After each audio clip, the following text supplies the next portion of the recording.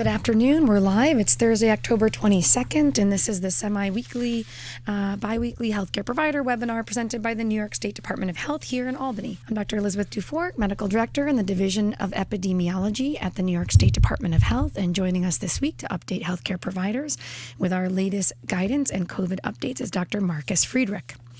Due to the large amount of interest in our weekly COVID guidance updates, we're offering a few different ways to listen to this webinar live and on demand. The audio and slide deck can be seen on YouTube Live.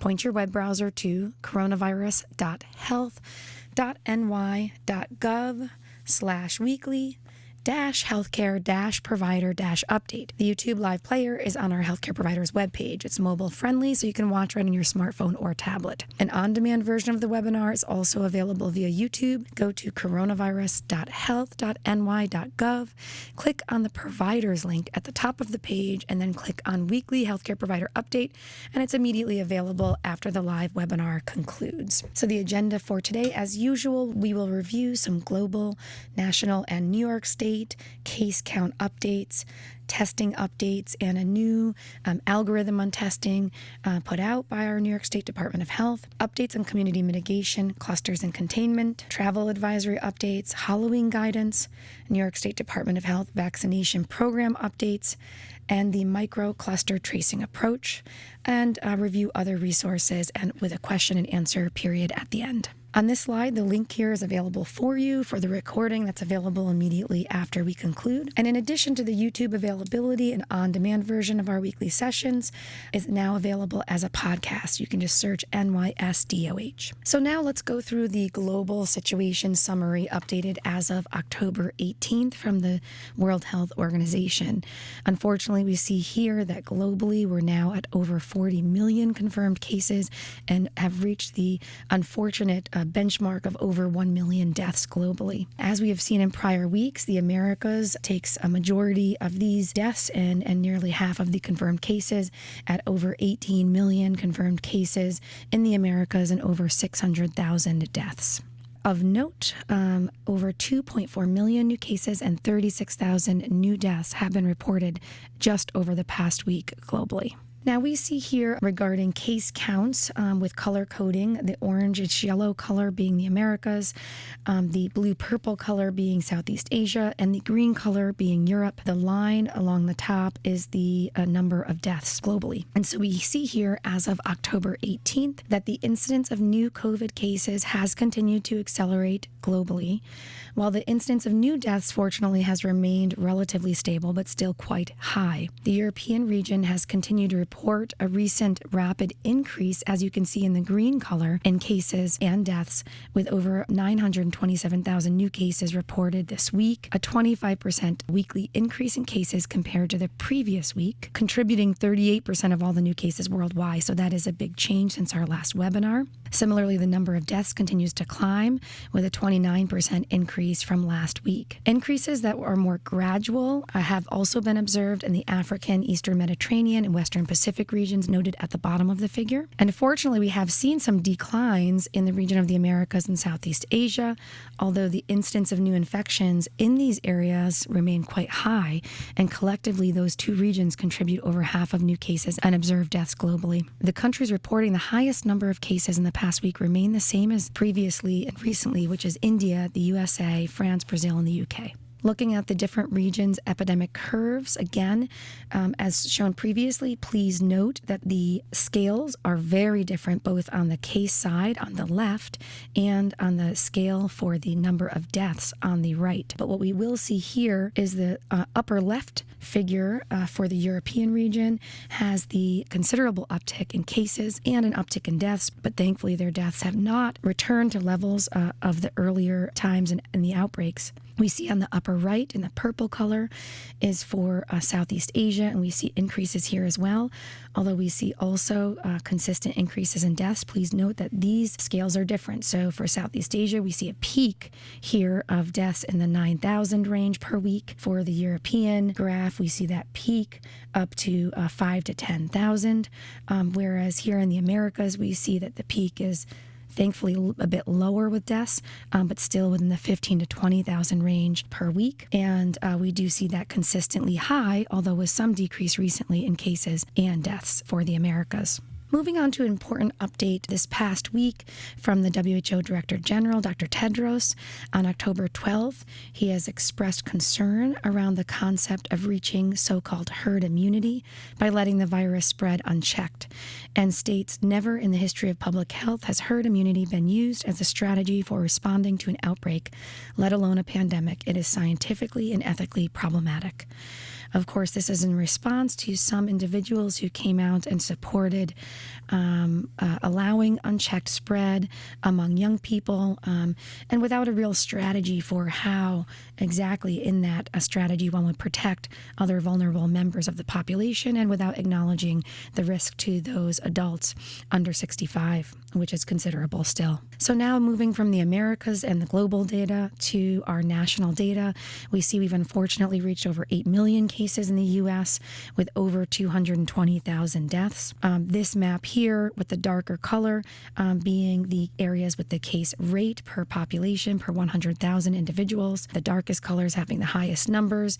And we see, again, even though this is the cumulative count over the entire outbreak, that New York is certainly doing better compared to some of the other states. Now we see here for the last 7 days, again, even better in comparison, but notable, and we want to share this. Obviously, this is a concerning trend nationally and important when we in our communities give travel recommendations or recommendations against travel. And here we see our epidemic curve in the U.S. with the early wave being that initial wave predominantly located in the Northeast and here in the New York area. That second wave as a spread occurred throughout the South, Midwest, and West, but now unfortunately we are seeing that uptick again.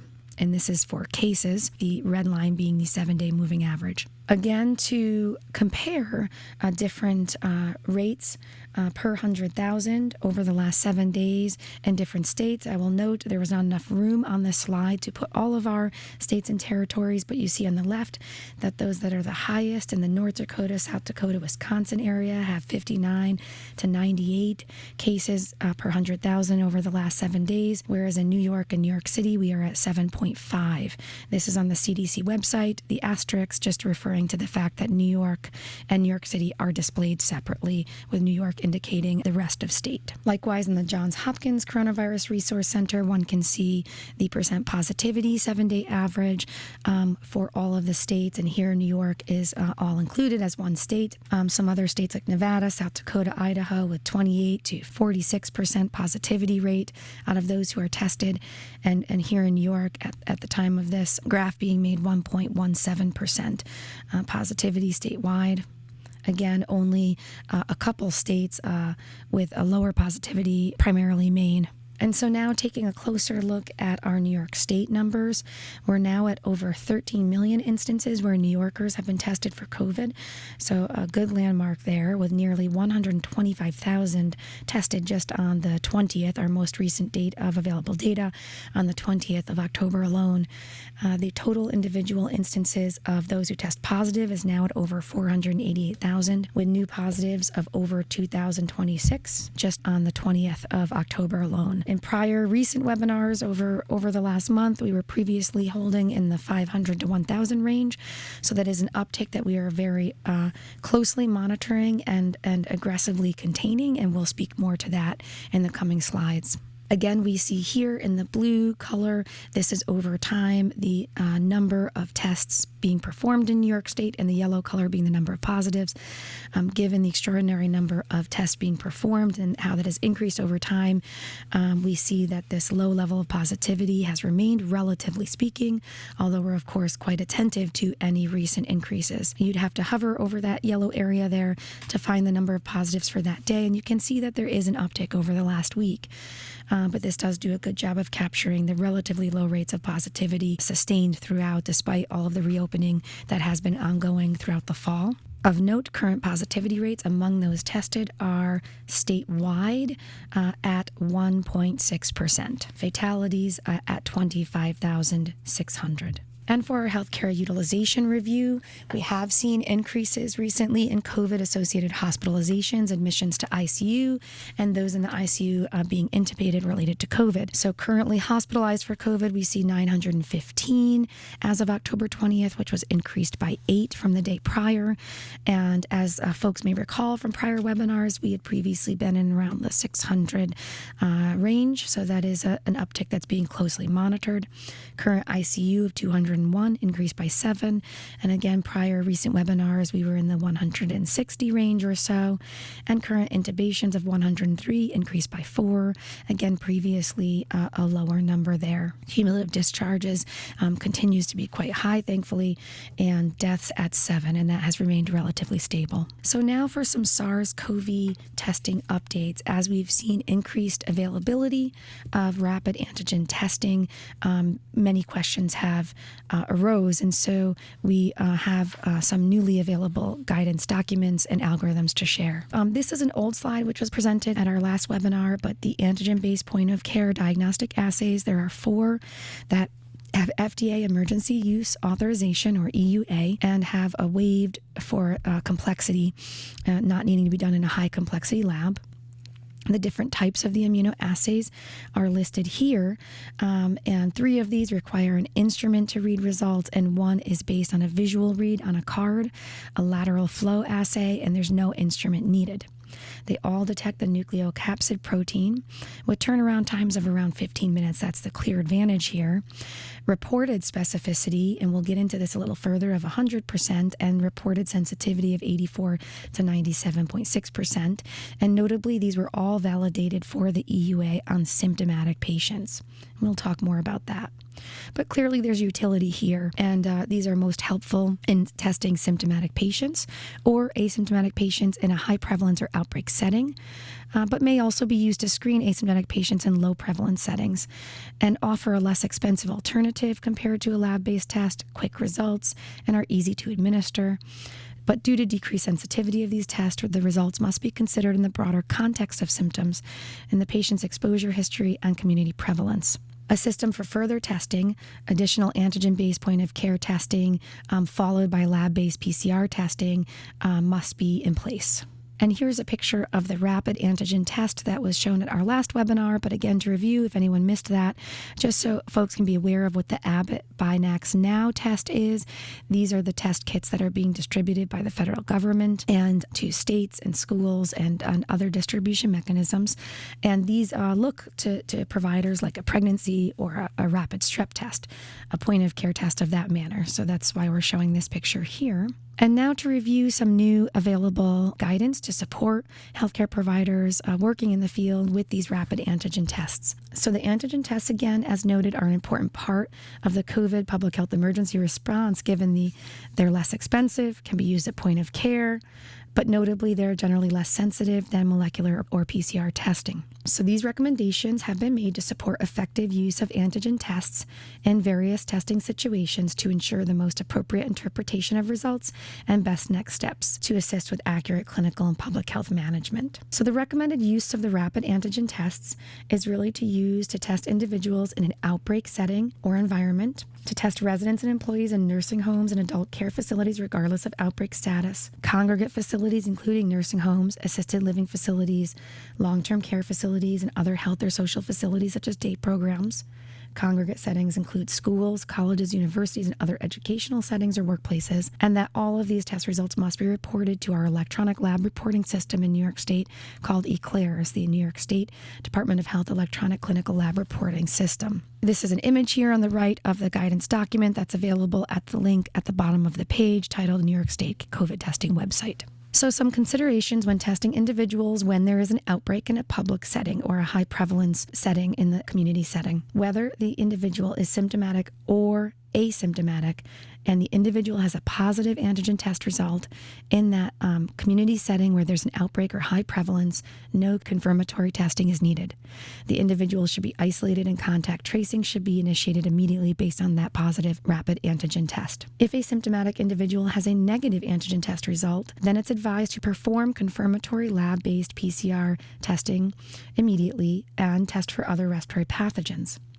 that individuals should be in isolation and stay home from school or work until those results are back. Of course, if positive, they continue that isolation, and if negative, that can be discontinued. If an asymptomatic individual has a negative antigen test result, consider that confirmatory PCR test can be considered, and if that is going to be performed, can be quarantined until results are obtained, and then if positive or negative, take those precautions as appropriate. But it is not required, rather considered. And here are some considerations for testing residents and employees of nursing homes, adult care facilities, and other congregate facilities and settings. It's a bit busy on this page. I'm not going to go through all of the details in this manner, rather because there is an algorithm. It's a little easier to visualize next. Both these recommendations and the algorithm are available on that webpage. So here's the algorithm, or the pictorial representation of what we just talked about, the outbreak in a general public setting. So going to the left side of the slide is for the symptomatic individual, and if they're positive, no confirmatory test needed. You isolate, contact trace, exclude from school or other settings based on that. If it's presumptive negative, but the individual is symptomatic and in an outbreak or high prevalence setting, then that's where the confirmatory testing is recommended. In that confirmatory testing, then you follow the appropriate pathway as indicated. For those asymptomatic, again, as mentioned, the presumptive negative, one can consider follow-up testing, but it's not required. And for the positive, given that there's an outbreak setting or high prevalence setting, proceed with isolating. It gets a little more complicated for those in nursing home, adult care facilities, and other congregate facilities and settings. So let's go through the symptomatic side on the left first, which is a little bit simpler. If individuals in one of these congregate settings are symptomatic with symptoms consistent with COVID-19, and the individual has a point of care rapid antigen test for SARS-CoV-2, if positive, no further confirmatory testing needed, given the symptomatic nature and the positive antigen test. However, if an individual in one of those settings is symptomatic and the test is a presumptive negative, it is recommended to perform confirmatory lab-based PCR testing and to isolate until that result is back, and then to treat those tests as your guiding point.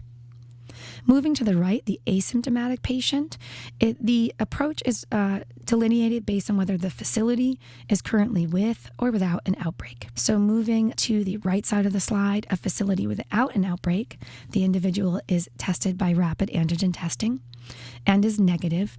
Then just continue along with the routine testing as recommended according to CMS recommendations, and no follow-up testing is needed. If that individual is asymptomatic and in a facility without an outbreak, and that a rapid antigen test is positive, then it's recommended to perform a confirmatory lab-based PCR test within 48 hours, and then approach the next steps based on that result. If negative, discontinue isolation or exclusion, and if positive, continue that isolation or exclusion. Moving to the middle of the slide, so we're here now saying in a congregate facility setting, a nursing home setting, or otherwise asymptomatic individual, and there's an outbreak in that setting, and that setting a positive, no confirmatory test is needed, proceed as if positive. Negative, continue with the serial testing. Moving along.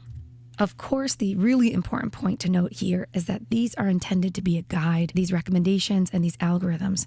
Clinical, individual-based decisions made by healthcare providers, of course, may and will deviate from this guide as appropriate.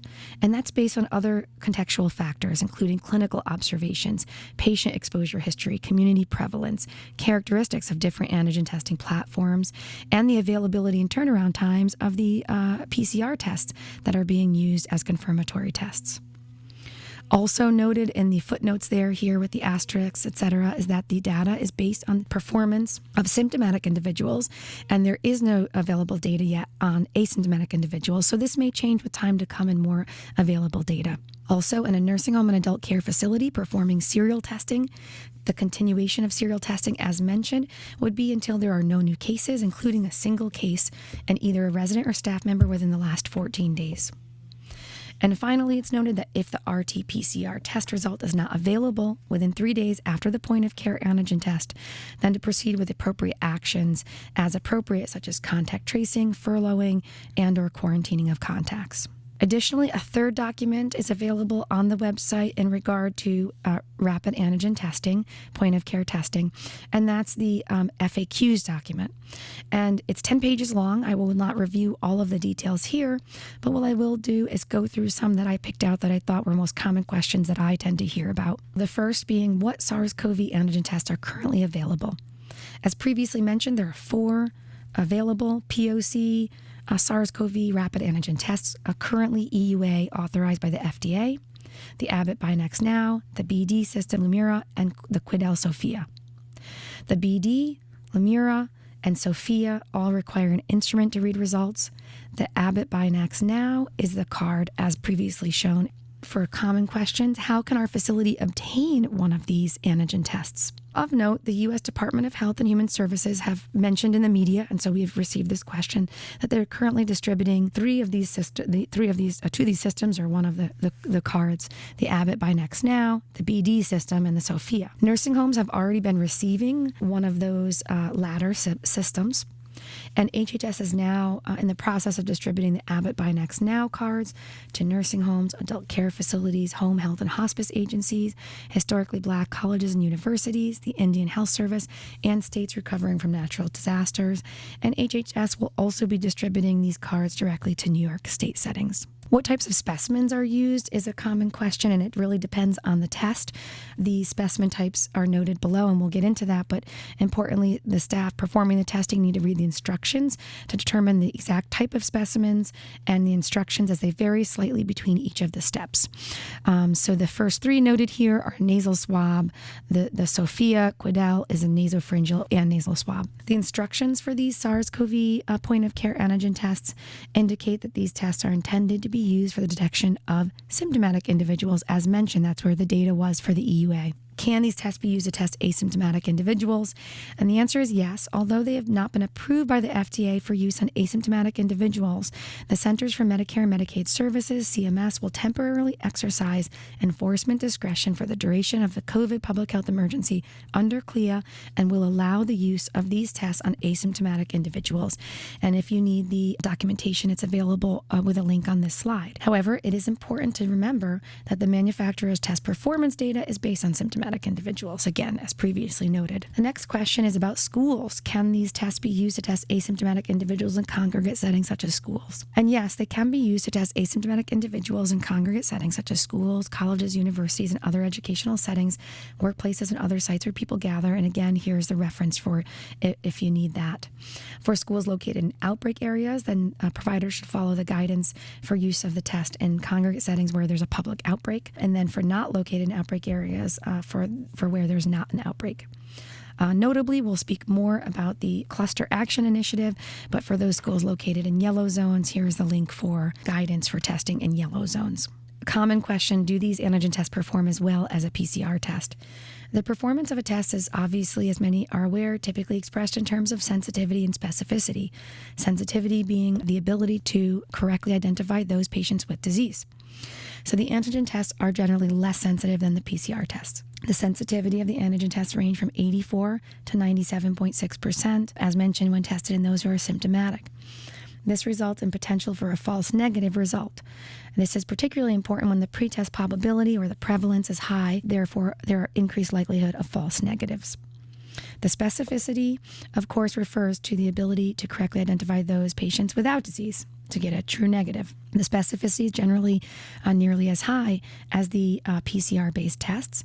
Additionally, though, when the prevalence is low or the pretest probability is low, there is an increased risk of false positives depending on the specificity of the specific test being used.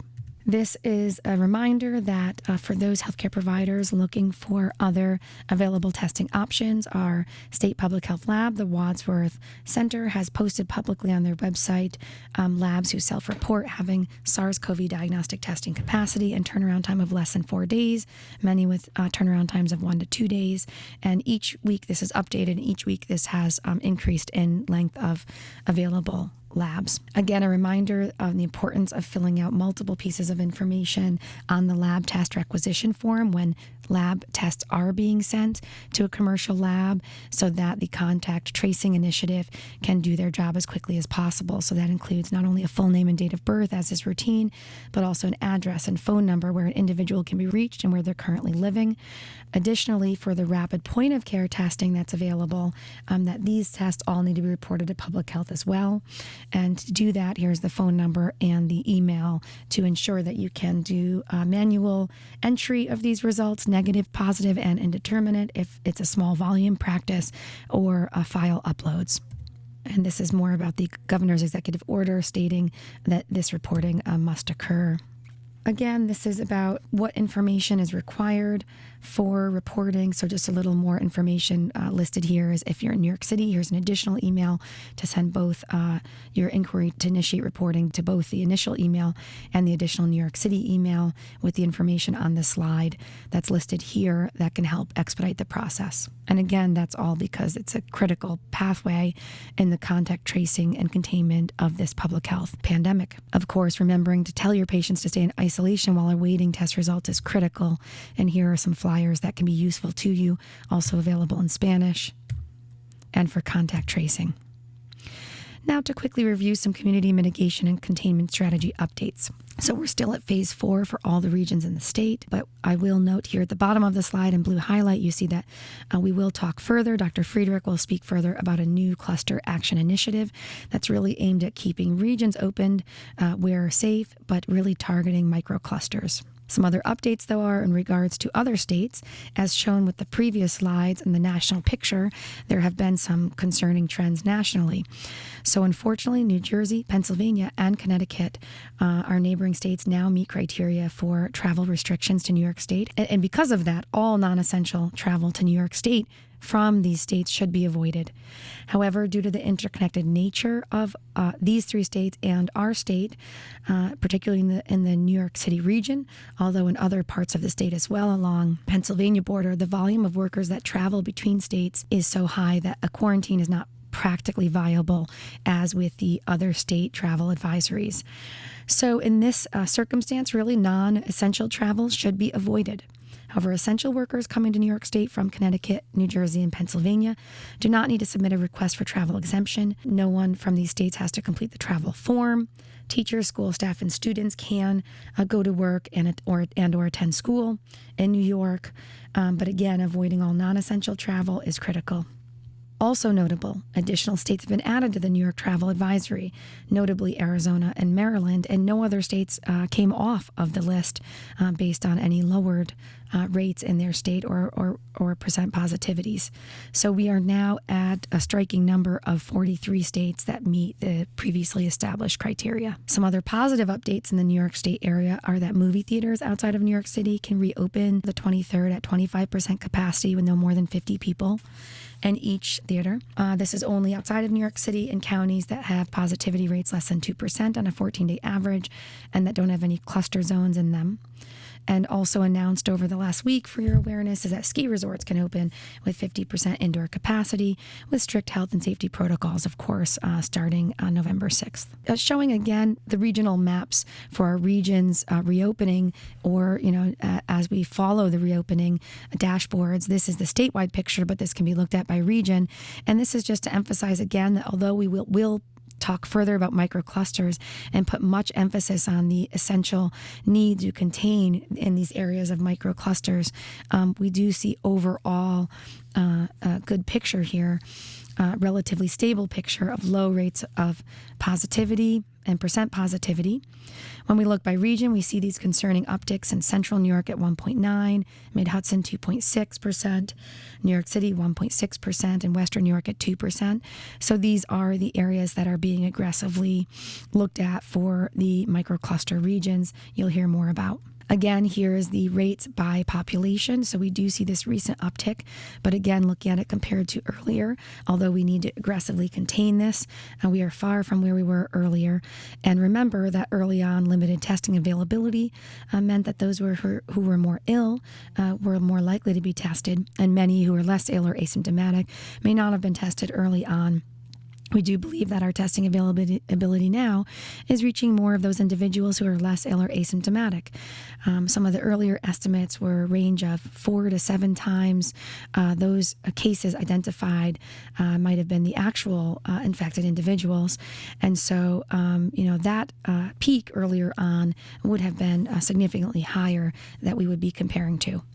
So this may not be an apples to apples comparison here, but still incredibly important to contain as much as possible. And our hospitalizations, again, we're seeing upticks but remain overall low.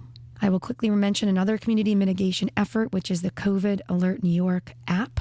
So it's an anonymous, voluntary exposure notification smartphone app where you will get an alert if you're within 6 feet of someone for 10 minutes or more who tests positive for COVID. And then you would be advised to quarantine. The more people who download the app, the more effective it will be.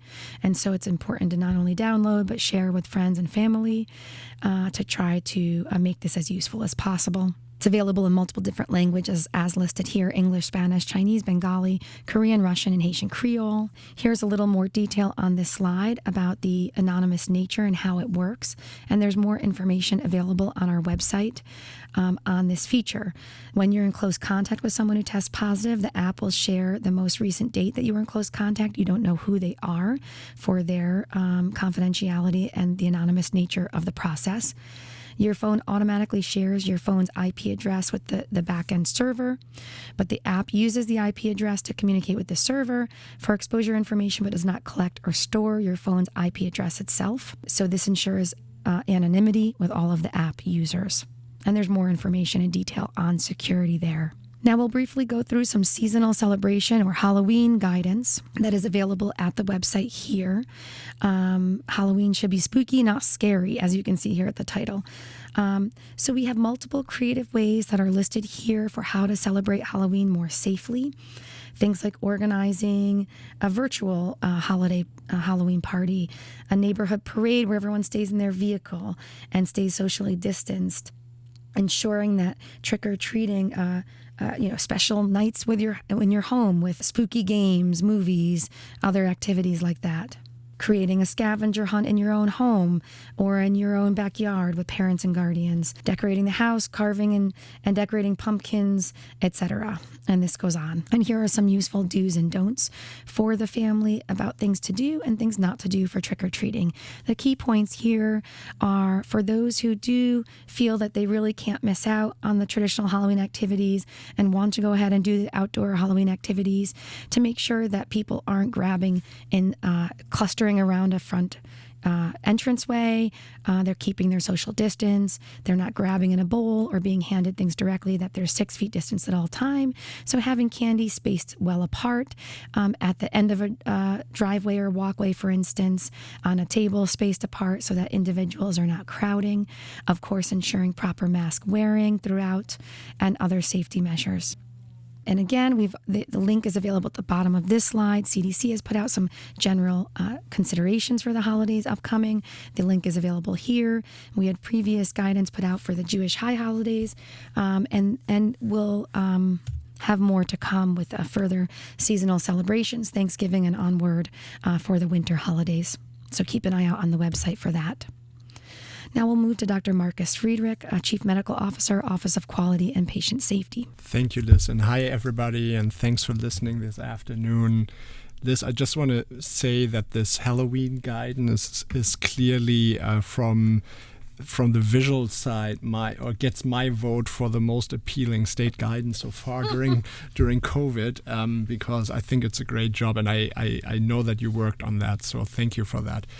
So I wanted everybody just to be aware and for all clinicians out there to be able to answer questions around vaccines. The New York State COVID-19 vaccination program has been announced, and there is great information that can be clicked on the ny.gov website. If you just Google ny.gov and the vaccination plan, this will come up. But the plan in total is 20 to 30 pages, and I wanted just to take this opportunity to really give you some background information and let you know the most important pieces that you can answer any patient question. There is unfortunately very little information from the CDC and FDA out. The Department of Health submitted a draft plan to the CDC on this vaccination program last Friday.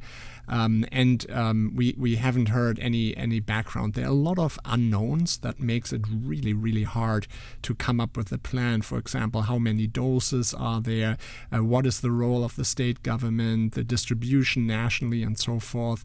And so what I try to explain here today is really the knowledge that we have as of today, October 22nd, 2020, and really what we know and what we don't know, I will point out very clear. The front runners seem to be the Pfizer, BioNTech, Fosun Pharma mRNA vaccination right now.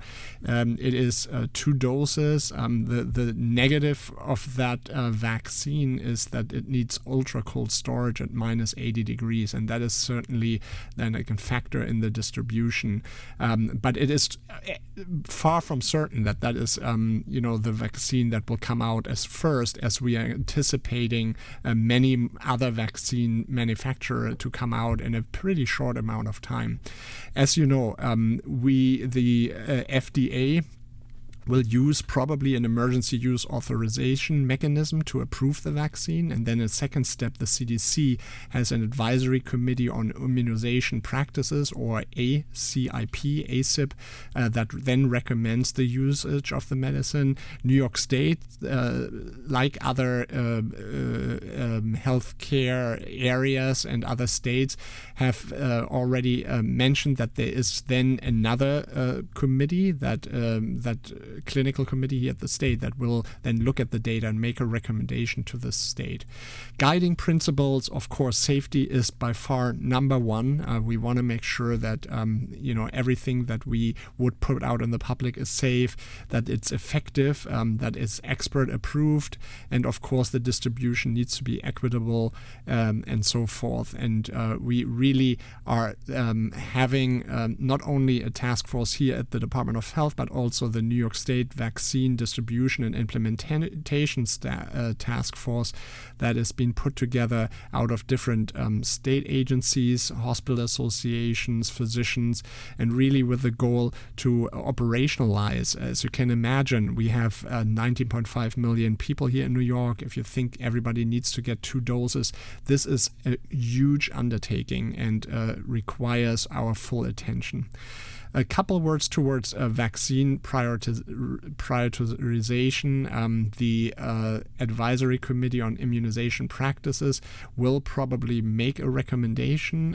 There is also a paper out from the National Academies of Medicine, and we also have in this guidance of the New York State COVID-19 vaccination program a prioritization matrix. Just to give you like a high-level overview, it is divided into priority areas 1 to 6, and just to mention the priority area 1 and 2 differs in really how much community spread in this different area is, and the priority is clearly essential healthcare workers on the front line, such as ICU, ER physicians, or long-term care facility staff, and then of course also the high-risk population. Most people at risk who are living in long-term care facilities and patients who are meeting that area. Again, it's divided into high disease areas and also takes into account the case fatality rates in this meeting. The areas and have not been identified, as we don't know when the vaccine actually will be coming. So I think there will be a very detailed rollout plan once we know how many vaccine doses there are and when the vaccine actually is coming. And then there are phases on when everything is coming out. The biggest question is as a normal healthcare worker or Department of Health worker, when will I get the vaccine? It's probably not in the beginning, probably with the general public, as most people here don't have any contact with patients at that time. And then the distribution or delivery, there's a whole section on that. As again, I mentioned some of the vaccines, the mRNA vaccines, are inherently unstable and need to be cooled to minus 80 degrees. That, of course, requires special storage that is currently identified across the state. And then, of course, the administration. I think the storage problem with this vaccine, that this is not usually for the general public, so probably in the beginning that there will be healthcare providers, networks, hospitals who are probably delivering the vaccine at first. I just want to again mention that for everybody who wants to provide vaccinations to their patient population, they have to sign up on the health commerce side and then fill out the nicest forms. Only providers who are actually registered, and you have to talk to your networks or your hospital networks if you're part of the network, if they already have enrolled you, but otherwise you need to enroll for that. And then, of course, the storage need, and then the personal protective gowns and masks. The CDC has announced that they will deliver the doses or might deliver the doses with a certain supply of needles, alcohol swabs, and PPE for vaccinators. And we also at the DOH have been thinking a lot about PPE and how we can provide that for the vaccinators going forward. And then, of course, I mentioned the sites already: hospitals, FQHCs, rural clinics, primary care offices, pharmacies, local health department. There are these mass vaccination point of dispensary sites, or PODs, and mobile units. This is what we are currently thinking. And with each of these vaccination sites, there is a certain set of infrastructure that needs to be in place and so forth. So you can already see that this is a huge undertaking. And then the ordering of the vaccine also will go through the NICES system, and also the NICES system has the second dose reminder. As I said in the beginning, at least the Pfizer vaccine is a 2-dose vaccine. There are also certain 1-dose vaccines, but nobody is clear when this will come. We are also pushing a public education and community engagement campaign. As you heard, that certain surveys showed that 50% of patients express already skepticism of the vaccine, and we have to make sure that we are trying to bring the message across. And then the state is setting up a vaccine central command center which houses operations, clinical operation, logistic planning, and legal and regulatory. And then, of course, the preparation here at the DOH, where we have a task force who are thinking about this and making sure that we keep everybody informed about that. The next, I want to just briefly talk about this. Liz mentioned that this microcluster and the whole approach around this. I want you again to be aware if you get questions from patients around this. As you know, the statewide positivity rate, this is data from yesterday, is 1.6%, and then this positivity in the certain hotspots is higher. Yesterday it was 6.6. I saw some data today, it was around 4%. So it went down a little bit. And then there are these red zone focus areas, and I will try to explain a little bit what that is. This whole idea is going away from a more statewide approach, also not a regional approach, but really thinking about detection of small outbreaks and then taking actions to eliminate them. And when we talk about these cluster zones, it's really based on geographic case prevalence. And then that the idea is that you can put restrictions on these smaller geographic areas based on the severity of spread, and then also define what we call a buffer zone around those areas to help to reduce the spread of that. the governor announced and said that they want we want to build the most sophisticated COVID detection and elimination system, and really think about the smallest outbreak and trace down to where it starts. And that is certainly our idea behind that. I'm not sure if this is actually any other state is doing that, but I think this is a really great novel approach, and we certainly have the infrastructure that is required to do that. So there are these what we call like the red zone, that is kind of like the hot area, the hot zone, where we got information that there is an unusual high amount of positive cases in an area, and the idea is really to contain the spread from a specific around that specific defined geographic area. And why we are not using zip codes, because zip codes, as you know, are very unspecific, and these clusters really allows us to go down to the street level and define these. And then the second is kind of like the orange zone, which is like a step down. We call it like a warning or buffer zone around this. The idea is really to make sure that the spread in the red zones is not going outside the zone, and that you contain it. And these can be either built around the red zones, or they could also be implemented independently, where there is a focus, a highlighted focus on these zones going forward.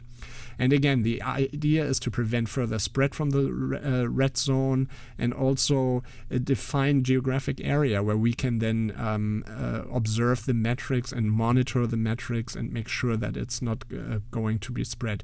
Whenever the state puts on these zones, I just want to mention that they will be there for about 14 days, where we closely monitor the data.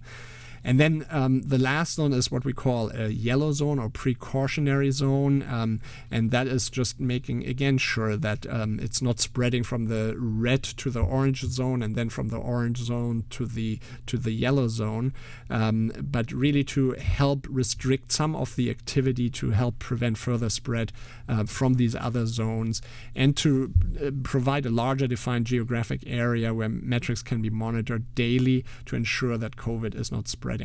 There is further the current zones that are currently identified as red zones or hot zones in these areas, and they have certain metrics. We don't have enough time to go through all of that, but I can assure you these are well-established metrics, 7-day rolling averages, positivity rates, and so forth, and that the state is doing everything to keep an eye on these clusters and making sure that they are not further that there is not further spread around that. And that's one of the reasons why I'm really cautiously positive here, at least in New York, although the last couple of days and weeks the hospitalizations are creeping up and the ICU stays are creeping up. But I think this is a really great approach to think about containing spread where it actually happens, in the areas where the people are living, and making sure that we have a great strategy going forward. With that, Liz, thank you. I'm giving back to you. Thank you very much.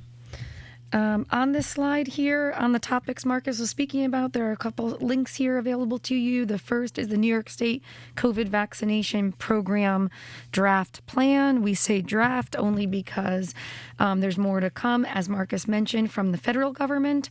So this is likely to change. However, there are some of the key elements reviewed by Dr. Friedrich are available in this plan, and with this link on this slide here.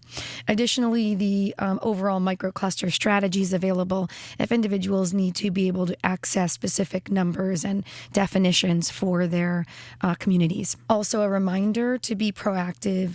As mentioned by Dr. Friedrich, here's some information about how to get signed up in NICIS. Likewise, for those in the New York City region, that would be CIR, and to get in touch with the CIR. For NICIS, here is a survey to complete in order to engage in that process, and an email address to initiate that process, to be proactive and get ready for that time when we as providers will be distributing in our communities.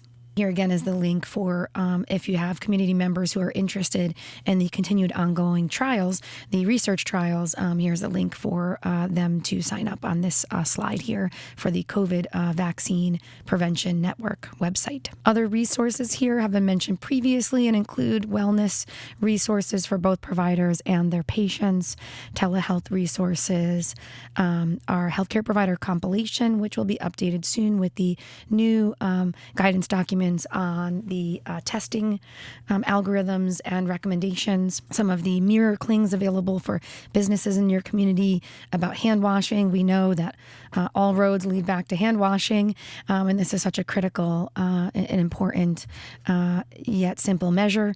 These can be used in healthcare settings or businesses or other settings. We have a couple minutes we can use for questions, I believe. Just want to ask you, what is the best information link on the website where people can go as a parent or even as a school administrator to get information about, you presented last time, I think, these algorithms and so forth, just to, if there are specific questions to go to and get the resources and the information and the guidance that we set up. Absolutely. So there is on our webpage, if you scroll to the bottom, there are these sort of purple boxes. There's an old image here.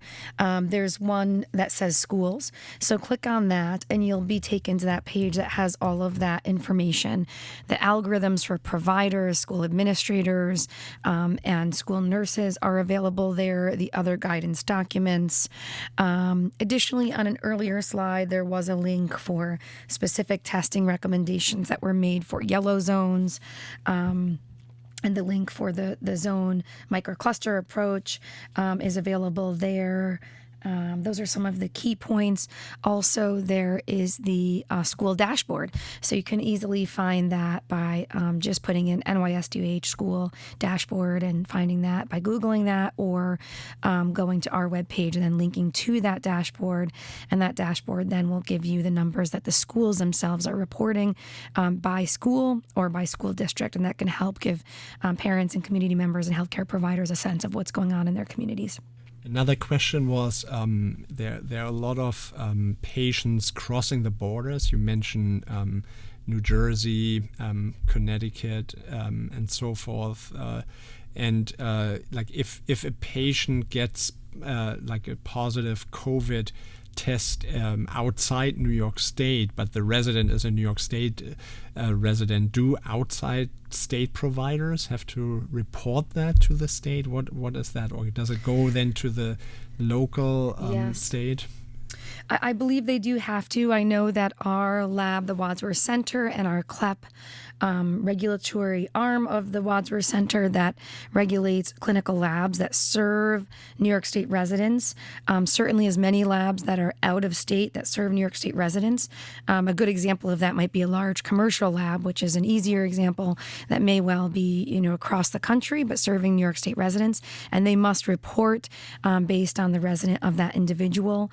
And so that would follow through then here that I'm imagining that likewise the regulation and executive order actually that requires rapid testing, point of care testing be reported to the electronic lab reporting system in New York State. I imagine that would follow through with that as well. And those were all the questions. I think we are at the top of the hour. So thank you all for listening again. We will continue this. I think the next date is in 2 weeks from now on. After Halloween. So I hope everybody has a great time during Halloween. Stay safe and thank you for all you're doing out there and have a good day. Thank you.